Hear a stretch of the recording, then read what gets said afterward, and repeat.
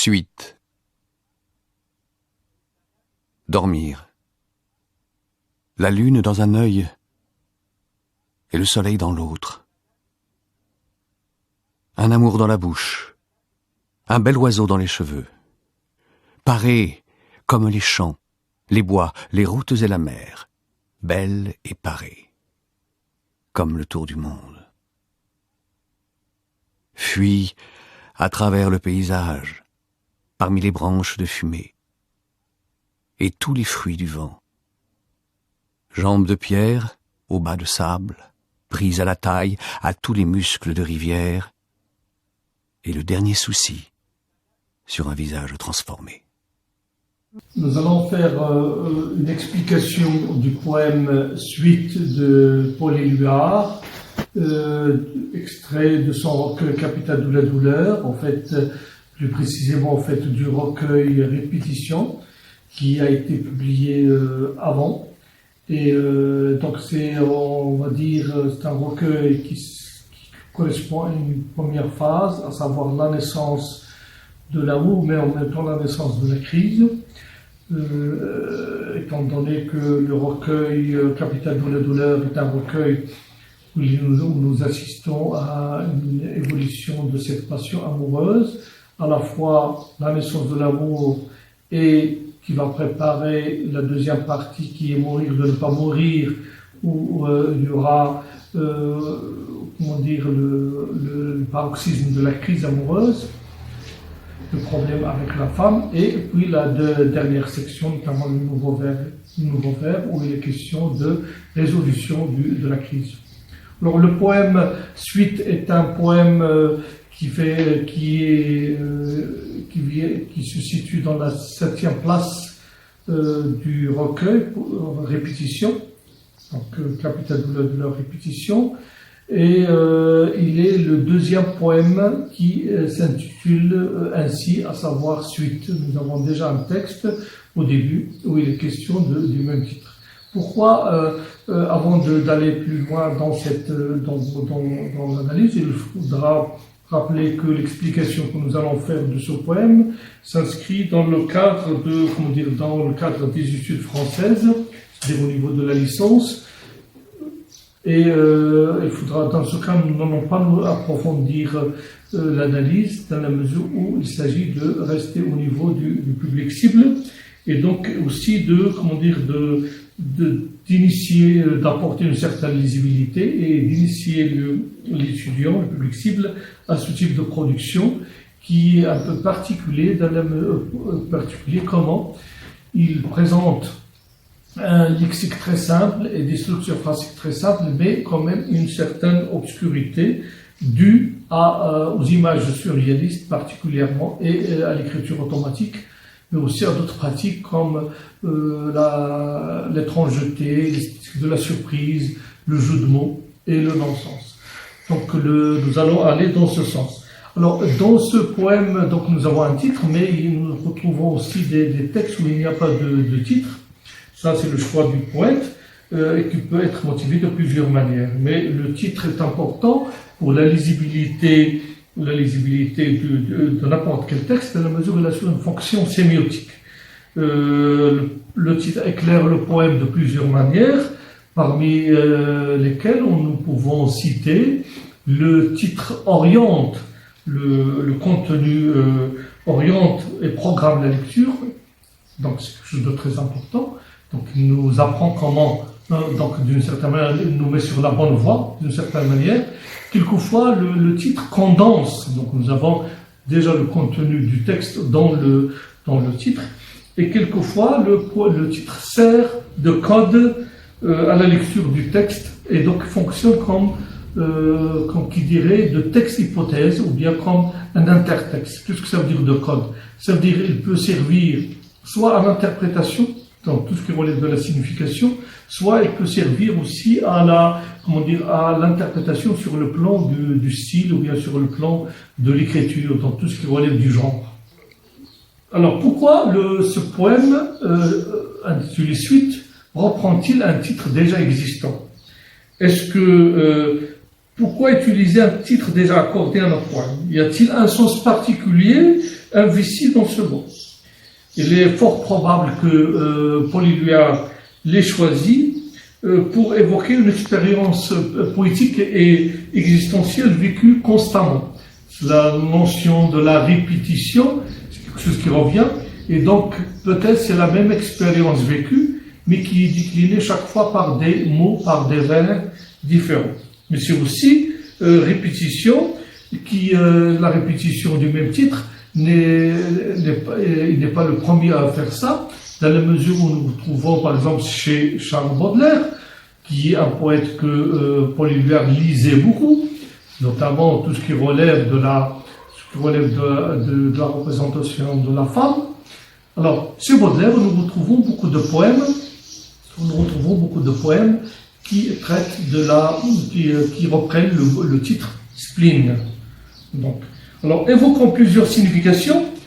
Le mot suite, plusieurs significations, allant de la succession, de la répétition. N'oublions pas que le recueil initial, publié en 1922, s'intitule Répétition. Donc, ici, le poème suite renvoie à cette notion de répétition, mais il peut aussi signifier la suite en tant que résidence hôtelière. Il est question d'amants, et donc les amants se retrouvent dans un lieu, peut-être, on ne sait pas, mais c'est une possibilité interprétative. Le mot insiste sur la notion sur la répétition d'une réalité réelle ou imaginaire, qui s'impose au poète comme obsession, qui se répète. Le principe de l'obsession, c'est la répétition, mais aussi comme fantasme. Le principe de l'amour, de la passion, ou bien du désir, c'est la répétition. Donc la suite, c'est le fantasme. Pour rester beaucoup plus proche de l'esprit surréaliste, le recueil en question, dont l'aurait est une de ses premières manifestations, n'est-ce pas? Il s'agit plutôt de la suite des mots. C'est-à-dire que le principe du surréalisme, c'est d'écrire, sans réfléchir à ce qu'on écrit, ce qu'on appelle l'écriture automatique, et de ce fait, on écrit au fil de la plume, et donc suite de mots. C'est une possibilité aussi. Nous avons également la suite des représentations dans le cadre de l'image surréaliste. Nous avons déjà expliqué dans le cadre du cours qui est édité sur la plateforme de l'université que l'image surréaliste consiste dans l'association, la représentation de réalités hétérogènes et qui sont associées dans le cadre de phrases ou bien d'expériences. Nous allons procéder dans une approche linéaire afin de saisir le poème dans sa globalité. Cette approche permet de déconstruire, de décortiquer, de décomposer le poème, de le retrouver d'une certaine manière dans le détail, afin de pouvoir essayer de retrouver sa lisibilité, d'associer ce qui mérite d'être associé. L'observation de cette déconstruction nous permettra de relever certaines marques du surréalisme, et cela est manifeste dès le départ, nous le verrons à travers les figures de comparaison et les métaphores. Et également, cette approche linéaire permet de suivre le cheminement d'une pensée et d'un imaginaire. On va suivre le poète dans son fantasme, si on peut dire. On va suivre le poète dans sa représentation, sa représentation intériorisée de l'amour qu'il a pour cette femme. À la fin de la lecture, nous essayerons de faire une synthèse, parce que l'objectif est d'amener l'étudiant à apprendre à développer un esprit de synthèse. Pourquoi l'esprit de synthèse? Parce qu'il est aussi, en vue évidemment de le préparer à élaborer de son esprit critique. Cette synthèse nous permettra, comme exercice à faire, n'est-ce pas, à faire une esquisse d'un plan possible pour un commentaire composé. Le poème se compose, comme vous l'avez vu, se compose de 2 strophes hétérométriques, un quatrain et un quintile, mais ce qui apparaît dès le départ, c'est qu'il n'y a pas de respect de la part d'Éluard des règles de la métrique française, et cela parce que cela est programmé dans l'esprit du surréalisme. On ne respecte pas évidemment la métrique française, la métrique classique, parce qu'on est dans ce qu'on appelle un mouvement de contestation, on est dans la subversion des normes. Et donc on ne va pas s'attarder sur cet aspect métrique du texte. Dès l'ouverture du poème,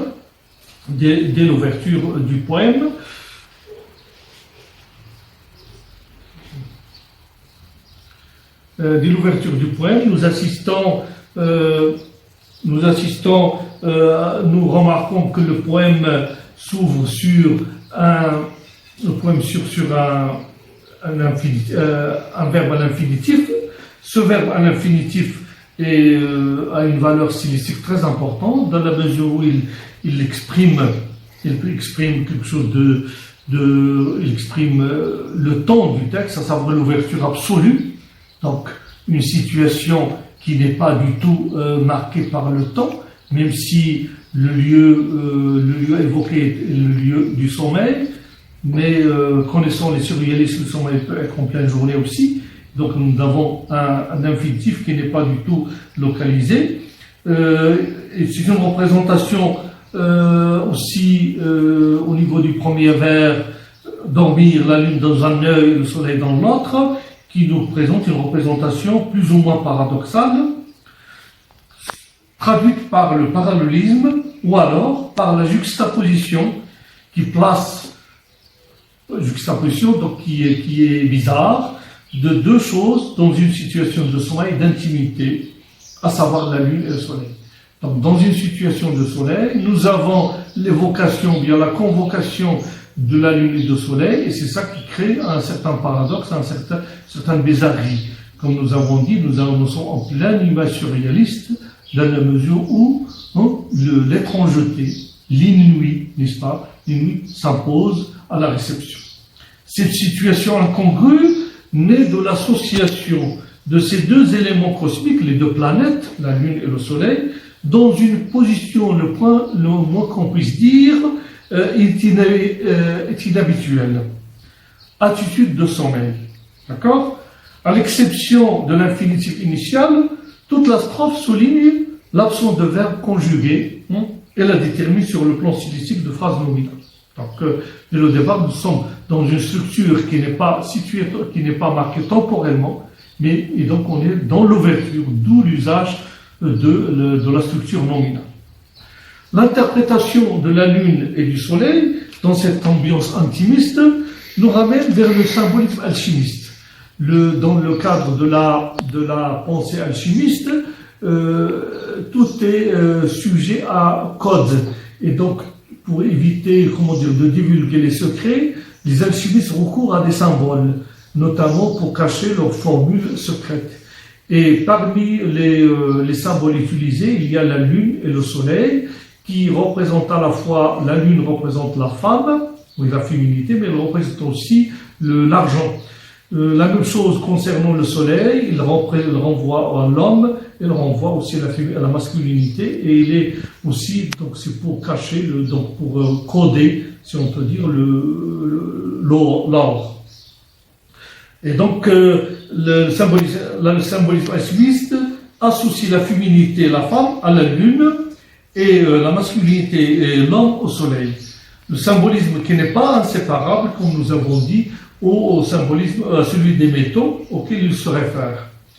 Dans ce cadre, donc évidemment, ici, il ne faut pas oublier que cette référence à l'alchimie n'est pas du tout, ne surprend pas du tout. Pourquoi? Parce que l'héritage rambaldien est là, dans la mesure où l'écriture est pensée comme alchimie du verbe. Et donc, autrement dit, comme codage bizarre, n'est-ce pas, en vue de dérégler le système, de dérégler le sens. Et donc, les surréalistes sont dans cette optique-là, dans cet héritage, et on n'est pas du tout étonné. L'alchimie également est à comprendre dans le sens de la fusion des regards des amants, dans l'attitude pré-sommeil, n'est-ce pas, suggérant la passion amoureuse, n'est-ce pas, à travers l'échange des regards. Donc la lune et le soleil qui s'aiment, et donc l'homme et la femme qui s'aiment, ne serait-ce que par l'échange des regards. Autrement dit, l'œil de l'homme reflète, donc pour justifier cette image bizarre, la lune dans un œil, le soleil dans l'autre, ils sont couchés côte à côte et se regardent, et l'homme voit dans le regard de la femme, la lune, c'est-à-dire elle se voit dans le regard de la femme, et la femme se voit dans le regard de l'homme, et cette réciprocité, n'est-ce pas, est très importante dans la mesure où il traduit l'amour, hein, mais aussi traduit la transparence et la lumière. Nous avons dans le cadre du cours, parlé de l'expérience de la lumière chez Elia. Alors, qu'est-ce que cela veut dire? Il faudra ici rappeler quelque chose de très important, c'est que souvent, pour traduire, pour exprimer un sens abstrait, une signification abstraite, une réalité abstraite, le poète recourt souvent à des signes concrets, ou bien à des signes figuratifs, et réciproquement. Par exemple, ici, dans le cadre de la passion amoureuse, l'amour, la passion, c'est quelque chose qu'on ne peut pas sentir.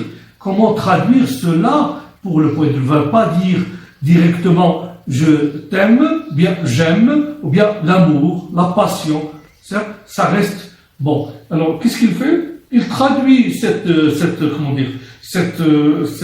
passion amoureuse, ce sens abstrait, par l'intermédiaire de signes figuratifs, comme ici les planètes, lune et soleil, et également, quelquefois dans d'autres, on va voir tout à l'heure dans la suite du poème, par d'autres éléments, les marques de l'amour, comment l'amour se manifeste.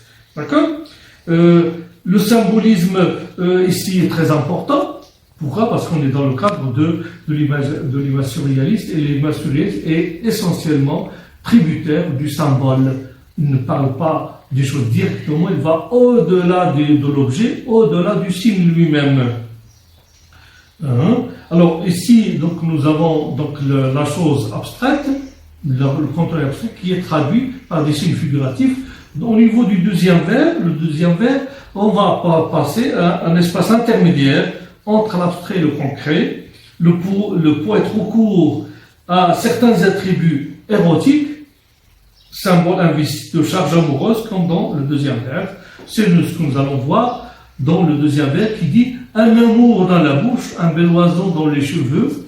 Un amour dans la bouche, ici le mot abstrait est nommé, l'amour, puis dans la bouche, puis un bel oiseau dans les cheveux. Cheveux est un signe érotique aussi. Nous allons voir ça dans le détail.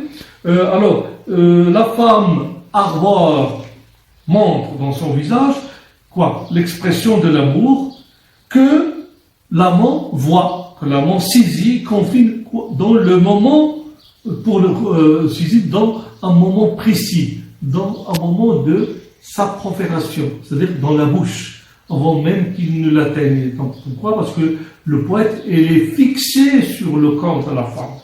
L'amour dans la bouche peut être interprété soit comme la parole de la femme, la parole d'amour par la femme, n'est-ce pas? Soit comme expression plastique des lèvres de la femme. Alors, étant donné, comme je vous ai dit, il est entièrement fixé sur le visage de la femme, il est entièrement hypnotisé par cette femme, par l'organe. Que ça soit l'expression de l'amour, donc la parole d'amour, ou bien comme lèvres, ou bien comme bouche, donc la dimension plastique, les deux interprétations se rejoignent, n'est-ce pas, dans la passion et dans la posture de l'intimité et du sommeil. Donc, de l'intimité et du sommeil. Donc, ils sont couchés là, côte à côte. La bouche en tant que signe est un symbole de l'aveu et de l'invitation à l'union. Ça, c'est au niveau de l'interprétation des termes. Par contre, l'oiseau dans les cheveux est un accessoire de la féminité dont est parée la femme. Il a un accessoire au niveau des cheveux et donc il prend la forme d'un oiseau. Mais pourquoi l'oiseau et pas un autre objet? La dimension, peut-être c'était à la mode à l'époque, mais pour nous, dans le poème, on est obligé de lui trouver, comment dire, une interprétation qui cadre avec le poème.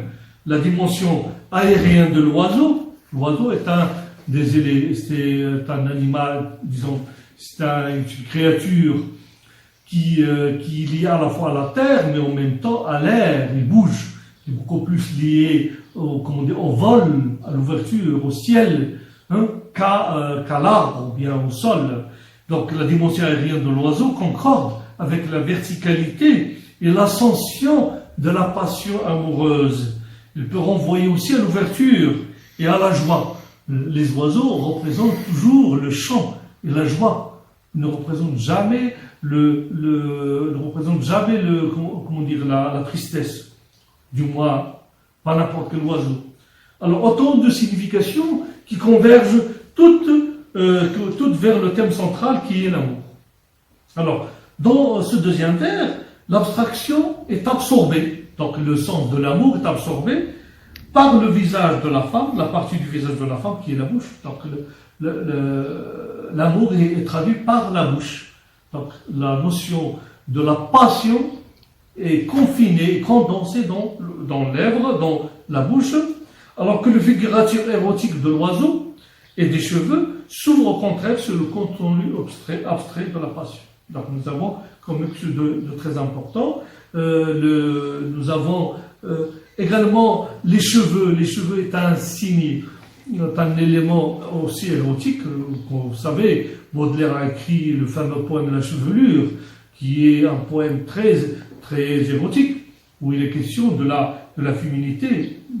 La littérature arabe anté-islamique, mais aussi après l'islam, jusqu'à nos jours, la chevelure de la femme reste quelque chose de très important. Et on ne peut pas parler de la beauté de la femme sans parler de ses cheveux, entre autres, etc. Alors, dans cette passion, le regard du poète est entièrement transformé du fait qu'il est subjugué par la femme aimée. Donc, nous avons dit ça au début, il est entièrement sous l'emprise du charme de la femme qu'il voit partout. Vous voyez le Baudelaire dans le bateau, le Beau Navire, il dit qu'il veut décrire la femme aimée, il veut raconter la femme aimée. La femme devient sujet de récit.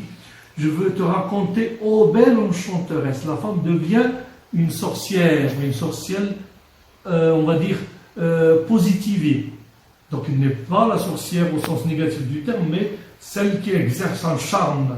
D'accord? Et donc le poète est sous le charme de la femme aimée qu'il voit partout.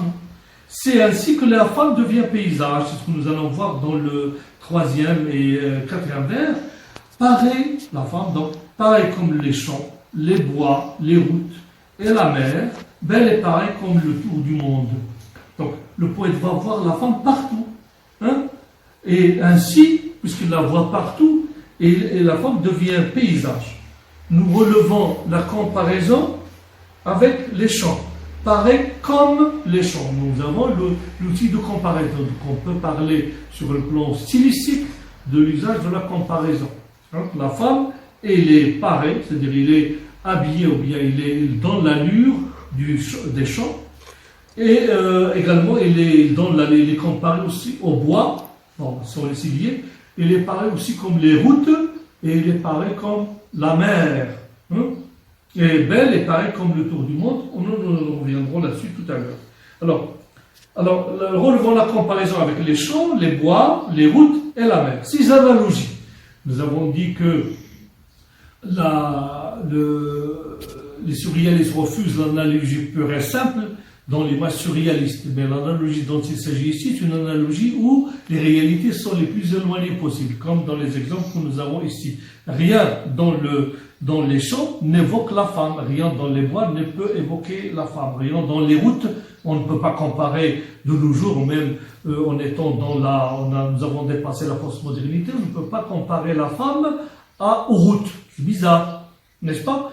Et pourtant, il lui compare cette femme fait une analogie entre la femme, l'allure, la parure, l'apparence de la femme à ses routes et à ses bois. Alors, et donc ici nous avons ces analogies, ne sont pas gratuites, dans la mesure où les champs, les bois et les routes renvoient à la signification du parcours de l'espace. La femme est l'espace réalisé. Il prend la forme de l'espace. Partout où elle passe, il emprunte l'espace de sa marque, de sa féminité. N'est-ce pas? Alors, la femme, elle renvoie aussi à la signification de la promenade. Dans l'amour, la femme, elle est dans la promenade, elle est dans le voyage, elle est dans la découverte, elle est dans l'ouverture, que le mot mère confirme à plus d'un égard. Les termes utilisés sont des termes poétiques, sont des pluriels, poétiques. Sinon, le lecteur peut les interpréter comme ce qu'on appelle des pluriels de concrétisation. C'est-à-dire pour rendre beaucoup plus présent ce dont on parle. Dans la mesure où l'espace de la femme, c'est de l'espace de la femme aimée dont il s'agit. C'est la femme, quand il parle de bois, c'est la femme qui est là. Quand il parle de route, c'est la femme qui est là. Le terme mère au singulier actualise aussi s'actualise aussi le pluriel symbolique. Pourquoi? Parce qu'il est aussi la mer évoque les océans, la pluralité, n'est-ce pas, possible, les possibilités de la mer, des océans. C'est-à-dire un univers à chaque fois nouveau et différent. Cette femme paysage, donc elle est présentée comme un paysage. Et donc, alors ici, on peut, sur le plan stylistique, parler de métonymie, de la dimension métonymique de la femme. On peut parler aussi de l'utilisation de la dimension synecdochique, c'est-à-dire la partie pour l'auteur, etc. Mais je pense qu'il y a beaucoup plus la dimension métonymique qui prime, pour une raison très simple, c'est que c'est la qualité qui prime ici et non pas le rapport d'inclusion. Alors, puisque c'est la qualité qui prime, on est dans la métonymie et non pas un raccourci ou bien un rapport d'inclusion comme on trouve dans le cadre de la synecdoche. Donc, les éléments du paysage, en fait, sont le paysage, c'est la qualité du paysage. La femme est paysage, et c'est pour ça que la femme se présente comme la femme paysage. Donc, il est défini explicitement comme belle. Belle, au niveau du quatrième vers, elle est belle et pareille, n'est-ce pas? Belle et pareille comme le tour du monde. Encore une autre comparaison. Le lecteur s'en doute bien, parce qu'avant même que le poète ne dise cela, ne dise ouvertement qu'elle est belle, le topos de l'amour est intimement lié à la beauté de la femme. On ne peut pas parler d'amour sans qu'il y ait de beauté de la femme. Même quand cette beauté est discutable, c'est-à-dire comme dans certains récits, le cas de l'homme qui rit, Gwynplaine avec la duchesse, n'est-ce pas? La duchesse qui tombe amoureuse de Gwynplaine qui est déformé, qui est mutilé, et pourtant il le considère comme beau. C'est-à-dire il est attiré par une beauté un peu particulière. Et donc le sens de la beauté est inhérent à l'amour. N'est-ce pas? Le topos de l'amour est intimement lié à la beauté de la femme. On se rappelle certainement la fameuse phrase de la pièce de théâtre de Edmond Rostand, Cyrano de Bergerac, quand Cyrano de Bergerac s'est mis en colère et que son ami lui dit « Qui aimes-tu » Cyrano de Bergerac répond avec fougue, n'est-ce pas, dans une volée très dramatique, qui j'aime, mais c'est forcé, j'aime la plus belle qui soit. Cette phrase veut dire ce que ça veut dire. Quelle que soit la femme aimée, la femme est toujours belle pour celui qui l'aime. Cette sublimation de l'aimer se poursuit par la déclaration de la parure de la beauté, de sa beauté, à savoir qu'elle prend tous les attributs du tour du monde. La femme devient le tour du monde. C'est-à-dire, la femme, chaque fois, le poète la voit partout. Il est entièrement hanté par cette femme, tour du monde. Donc, la femme aimée passe, par cette comparaison, la femme aimée passe de la femme paysage à femme monde, dans la mesure où il s'approprie tout ce qui est beau de par le monde. dans d'autres textes, le poète va dire, si le monde n'a pas de visage, il faudra lui donner le tien. Dans un autre texte, plus tard, que le poète dira plus tard, et qu'on retrouvera aussi chez les grands poètes de l'amour, comme Nizar Qabbani entre autres, n'est-ce pas? Par cette sublimation, nous retrouvons le concept de la cristallisation dont parle Stendhal en matière d'amour, étant donné que le poète voit l'aimer à travers ce qui lui dicte sa passion. C'est-à-dire, l'homme qui aime ne voit pas la femme en tant que, c'est-à-dire, réellement, il ne la voit pas réellement, mais il la voit à travers la représentation intériorisée, fantasmée qu'il a de cette femme-là. À travers des signes qui métamorphosent positivement la femme, tout en trahissant, et cela trahit dès lors son amour. Donc, en faisant cela trahit l'amour, n'est-ce pas? Et surtout, dans le poème en question suite, nous avons la joie d'aimer et le bonheur d'être avec elle. Nous avons, donc, déjà dans cette strophe, nous avons la joie d'aimer et le bonheur d'être avec la femme aimée. Comment ce bonheur, cette joie va-t-elle se manifester? Comment ce bonheur va-t-il se manifester dans la suite? Nous relevons dans la deuxième strophe, quelque chose de particulier. Si dans la première strophe nous n'avons pas de verbe conjugué, dans la deuxième strophe nous avons l'usage de l'impératif qui s'adresse à la femme aimée. Il dit « Fuis à travers le paysage, parmi les branches de fumée et tous les fruits du vent, etc. » Donc, nous avons un changement de temps, cette changement de tonalité mesure pourquoi? Parce que nous avons l'usage de l'impératif. Et le poète s'adresse directement à la femme. Il est invité à fuir à travers le paysage. Le verbe fuir n'est pas de l'évasion au sens négatif du terme, mais l'évasion de la femme joyeuse qui essaie de s'échapper à son amant dans le cadre des jeux d'amoureux. N'est-ce pas? Après avoir été identifié à la nature, puis au monde, le poète retourne sur terre d'une certaine manière. Elle était dans les nuages, maintenant il revient sur terre, n'est-ce pas? Et pouvons nous exprimer ainsi, n'est-ce pas? Pour extérioriser sa joie d'aimer. La joie d'aimer, la promenade réelle ou imaginaire des amants permet de détailler certains aspects de cette expérience. C'est ainsi qu'il lui dit, fuis à travers le paysage. Alors ici, la femme et les paysages, mais en même temps, il est la femme. Il est à la fois paysage, c'est-à-dire une figure englobante, il englobe tout le reste, mais en même temps, il est englobé. Et dans ce monde, il fait partie comme personne. La femme est invitée, donc, en effet, la nature est exprimée dans son ensemble en début de strophe, explicitement.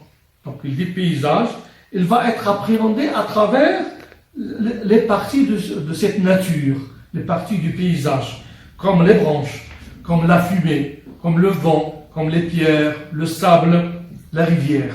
Donc, l'expression générale, le paysage, va être détaillé par d'autres éléments. Et donc ici, nous avons le même sens, la même représentation, mais il est varié. Donc, répétition et variation.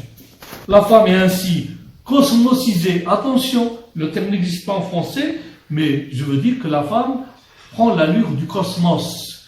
Donc, parce que si on utilise le mot mondialisé, ça a un autre sens aujourd'hui. Et si on utilise universalisé, ça a aussi un autre sens. Donc j'ai voulu utiliser ce terme que l'étudiant ne doit pas utiliser, mais juste pour montrer que la femme prend les attributs du monde. Le poète la voit partout. Il la voit à travers l'effet de lumière.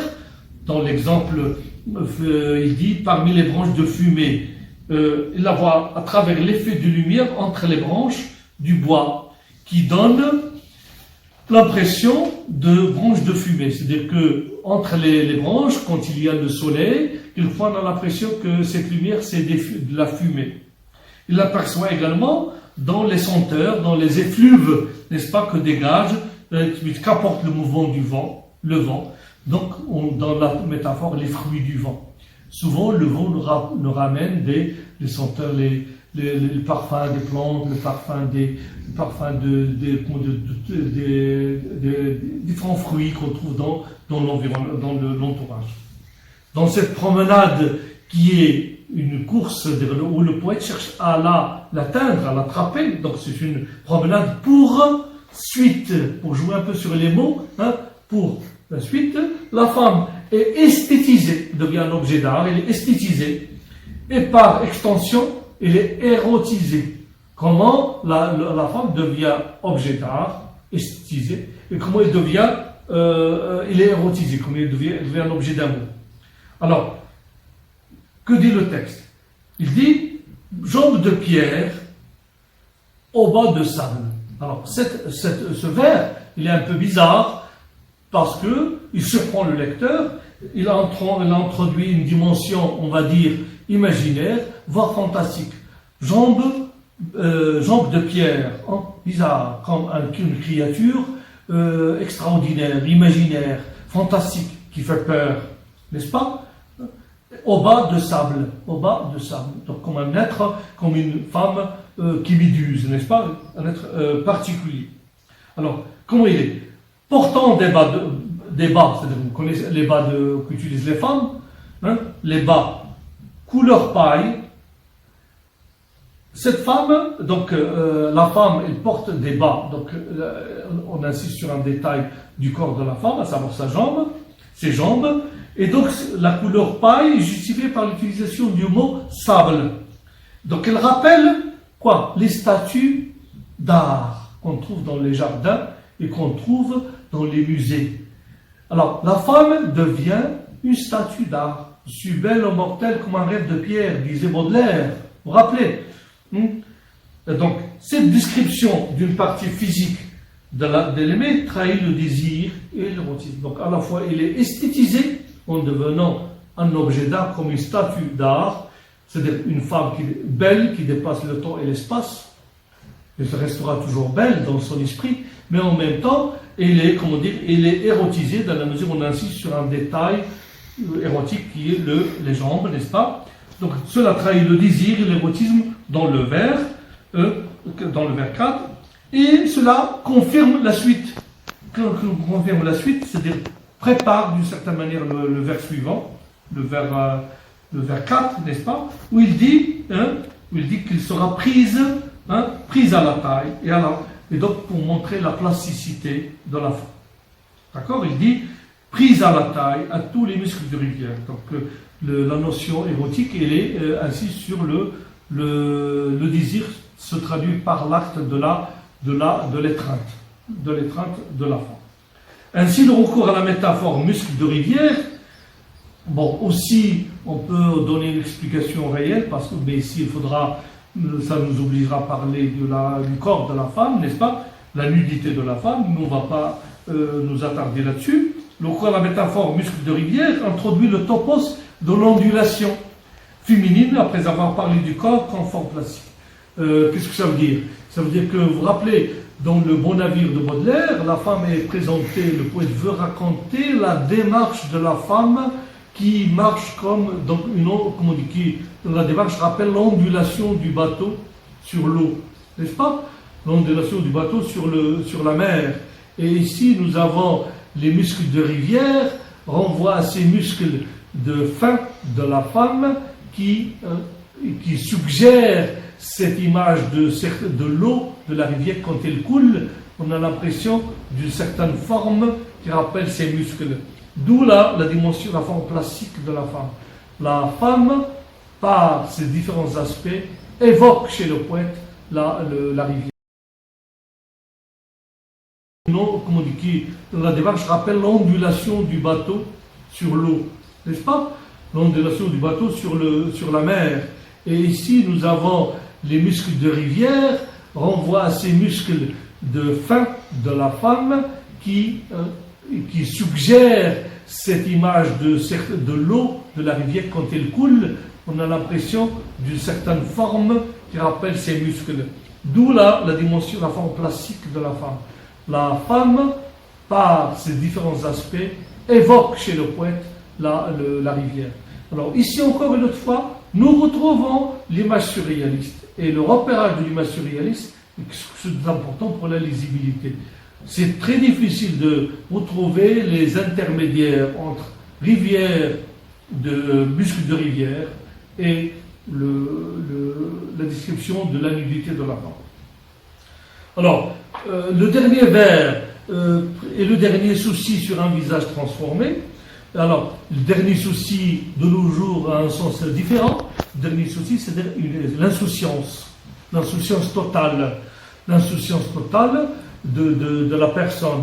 L'insouciance sur un visage transformé. Ce n'est pas, je pense, la même chose au niveau de ce vers. Il confirme le contrôle de la femme par l'amour. La femme est entièrement contrôlée par l'amour. Elle-même, il tombe dans le piège de l'amour et par le désir, ce qui entraîne la transformation du visage. La femme est sous l'effet elle-même de l'amour. Elle est une femme passionnée. Alors, en fouillant l'amour, elle est tombée dans le piège de l'amour, qui est le désir. Le piège de l'amour, c'est le désir, n'est-ce pas?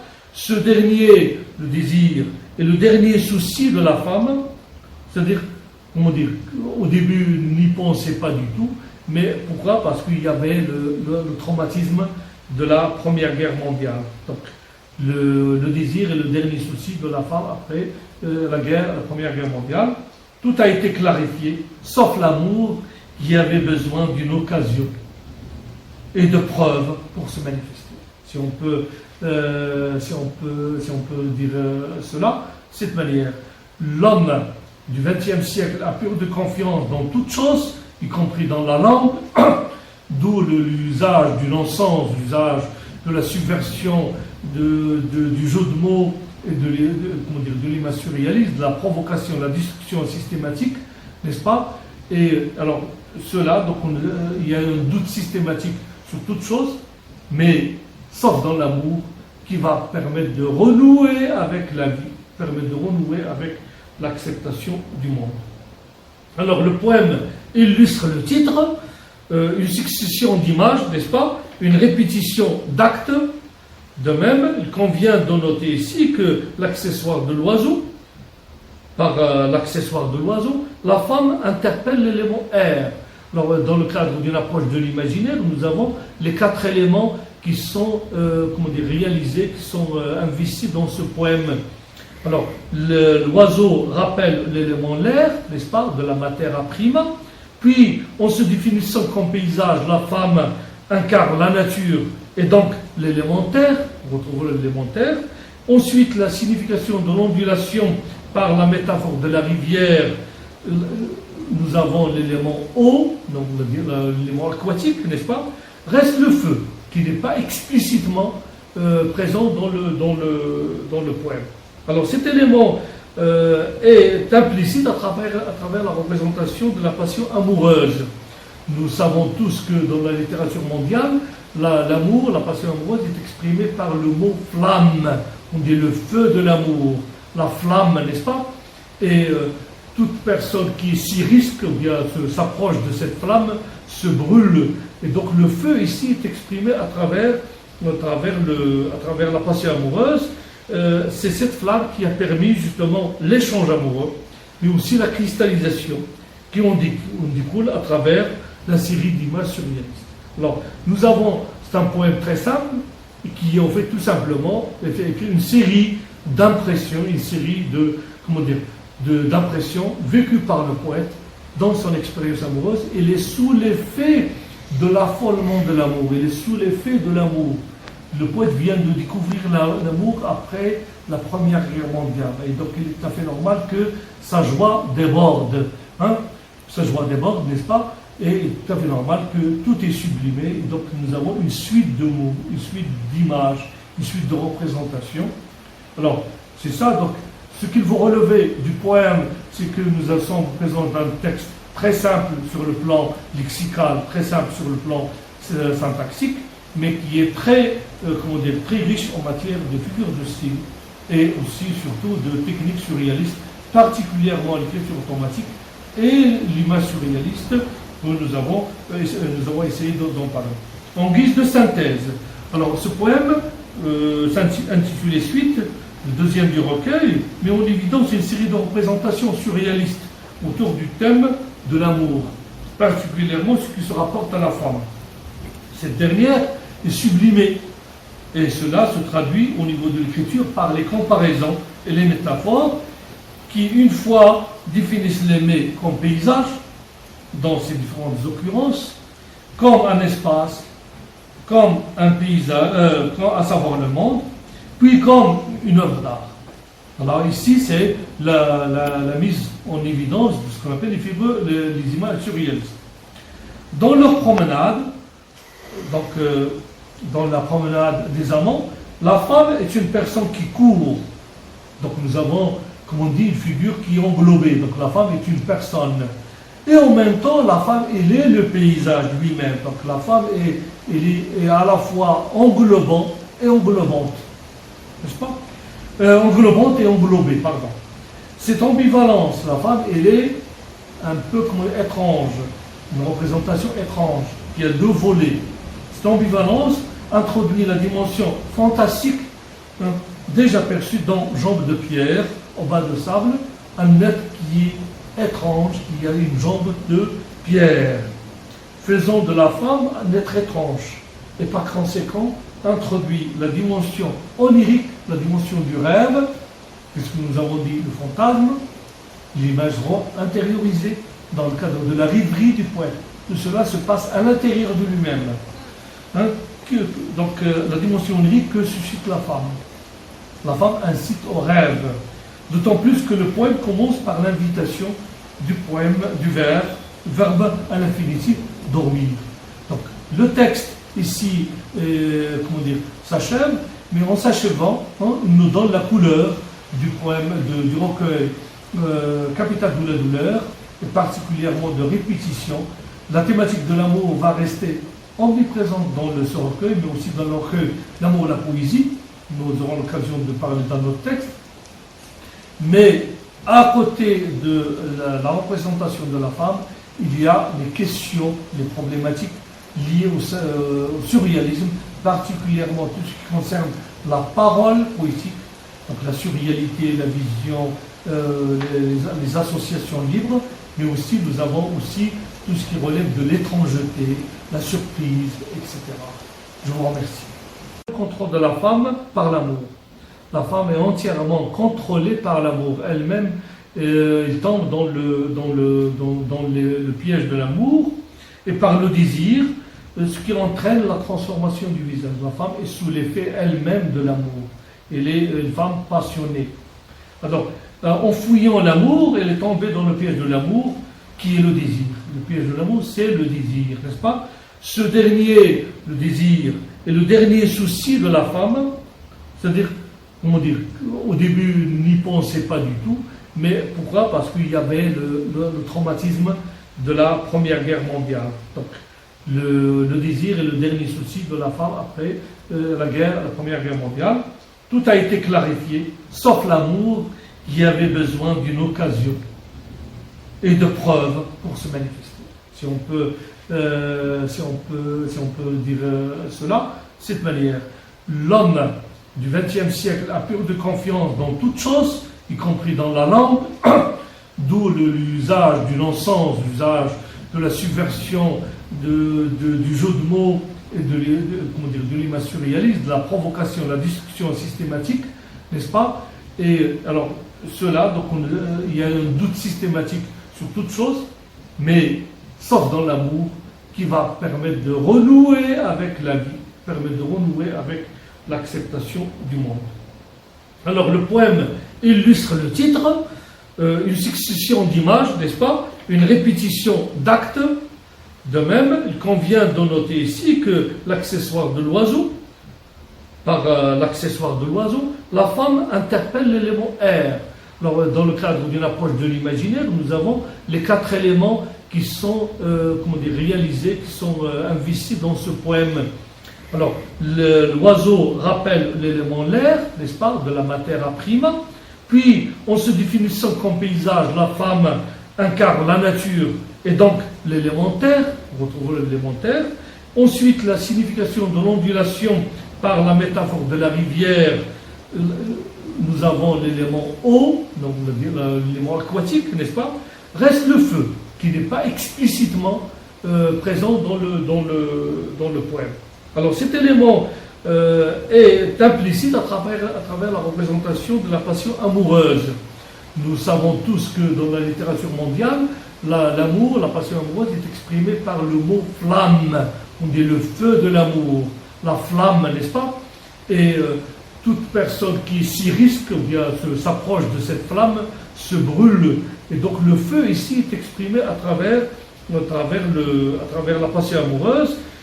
C'est cette flamme qui a permis justement l'échange amoureux, mais aussi la cristallisation qui en découle à travers la série d'images surréalistes. Alors, c'est un poème très simple qui en fait tout simplement une série d'impressions, une série d'impressions vécues par le poète dans son expérience amoureuse. Il est sous l'effet de l'affolement de l'amour, il est sous l'effet de l'amour. Le poète vient de découvrir l'amour après la Première Guerre mondiale. Et donc il est tout à fait normal que sa joie déborde. Sa joie déborde, n'est-ce pas? Et il est tout à fait normal que tout est sublimé. Et donc nous avons une suite de mots, une suite d'images, une suite de représentations. Alors, c'est ça. Donc, ce qu'il faut relever du poème, c'est que nous sommes présents dans un texte très simple sur le plan lexical, très simple sur le plan syntaxique, mais qui est très riche en matière de figures de style et aussi surtout de techniques surréalistes, particulièrement l'écriture automatique et l'image surréaliste que nous avons essayé d'en parler. En guise de synthèse, alors ce poème s'intitulait Suite, le deuxième du recueil, mais en évidence c'est une série de représentations surréalistes autour du thème de l'amour, particulièrement ce qui se rapporte à la femme.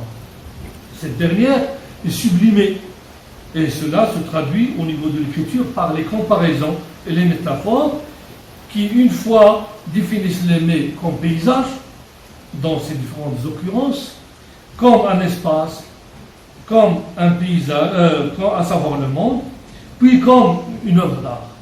Alors ici, c'est la mise en évidence de ce qu'on appelle les images surréalistes. Dans leur promenade, donc dans la promenade des amants, la femme est une personne qui court. Donc nous avons, comme on dit, une figure qui est englobée. Donc la femme est une personne. Et en même temps, la femme, elle est le paysage lui-même. Donc la femme est à la fois englobante et englobante. N'est-ce pas? Englobante et englobée, pardon. Cette ambivalence, la femme, elle est un peu comme étrange, une représentation étrange, qui a deux volets.